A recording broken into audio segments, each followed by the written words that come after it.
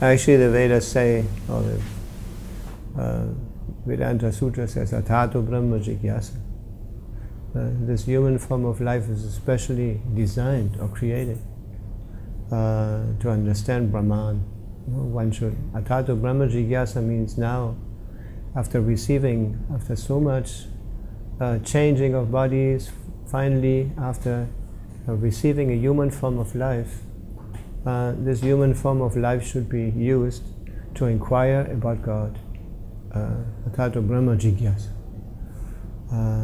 So this is actually, it's not a question of belief, but it's a question of understanding, of knowledge. A civilized or very refined human being naturally has faith in God. It's just because we have accumulated so much dirt within our heart due to so many sinful activities, that it is difficult to understand what God is and what our relationship to God is. So without God, God is the center of everything, or also the cause of everything. So we have to learn, we have to understand, or we have to learn how to harmonize with divinity, or with the Supreme Personality of God and with God. So believe in God we can see everywhere, all over the world. Of course now it's Kali Yuga, it's a very difficult age. So in this age, people tend to not accept God or forget God. But this is the reason also why there are so many problems. There's innumerable problems. If we would all accept God in the center, then life in the world would be much more harmonious, much more peaceful. That's just like in the Bhagavad Gita, Krishna says that one should accept three qualities of God. Bhoktaram yakyatabasam sarvaloka maheshwaram. That Krishna, or the Supreme Person of Godhead, is our best friend, eternal friend. He is a possessor, the proprietor of everything. And he should be accepted as a supreme enjoyer.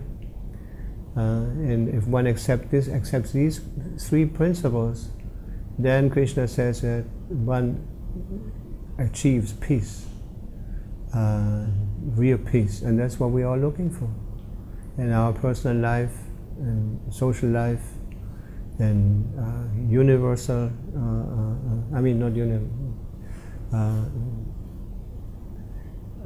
World. In the world, we're looking for peace.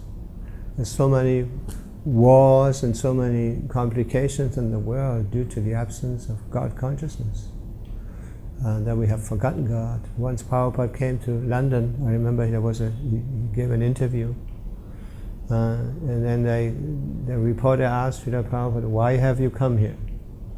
And Srila Prabhupada I came here to remind you of what you have forgotten, and this is God. Very simple.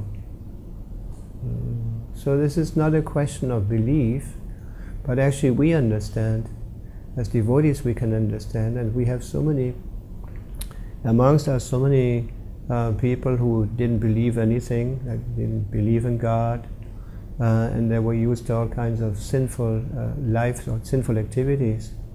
How they have changed just by Srila Prabhupada giving us these teachings, these sublime teachings, which made us easier to understand God, to the point that we surrendered.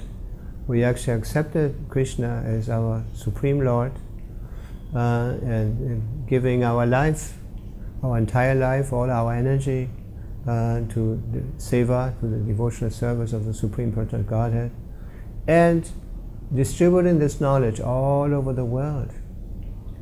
Srila Prabhupada used to say that the ISKCON movement are the real United Nations. The real United Nations. We have persons from all parts of the world, and we all uniting to serve Krishna on the basis of the principles enunciated in the Bhagavad Gita. It's a universal movement, actually.